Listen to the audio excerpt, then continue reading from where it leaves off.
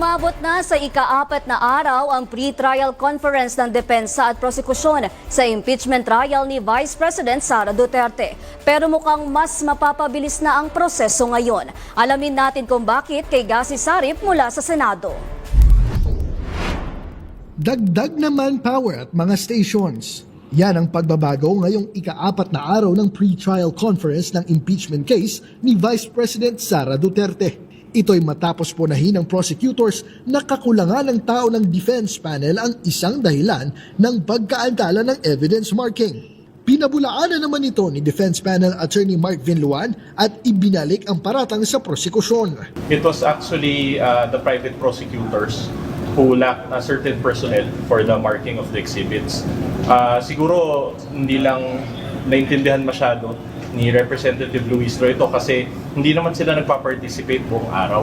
No? So they just appear in the morning and then they leave and then they leave the rest of the task to the private prosecutors who are handling the case. So siguro we are in the best position to deny that claim, and we are saying now that we are not undermanned and we are complying with all the directives by the impeachment court. Binigyang diin naman ni Attorney Michael Poa, miyembro ng depensa, na handa ang kanilang panig na magsagawa ng anumang adjustment upang mapabilis ang proseso. Para naman kay Kabataan Party List Representative Terry Ridon, hindi kakulangan sa manpower ang nakikita niyang problema. Dagdag pa ni Ridon, isa rin sa rason na magdidikta kung gaano patatagal ang isinasagawang proseso ay ang kahandaan din ng mga tumatanggap ng dokumento. It is not a manpower question.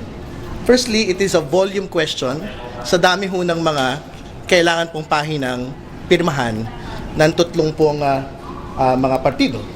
Defense, prosecution, at ng Senate Clerk of Court.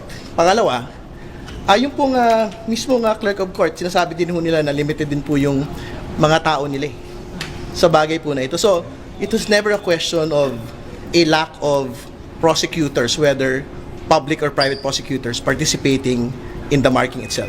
Minungkahi ng House Prosecution Panel sa Senate Impeachment Clerk of Court na pahintulutang umabot ng hanggang Sabado ang proseso sakaling hindi ito kaagad matapos.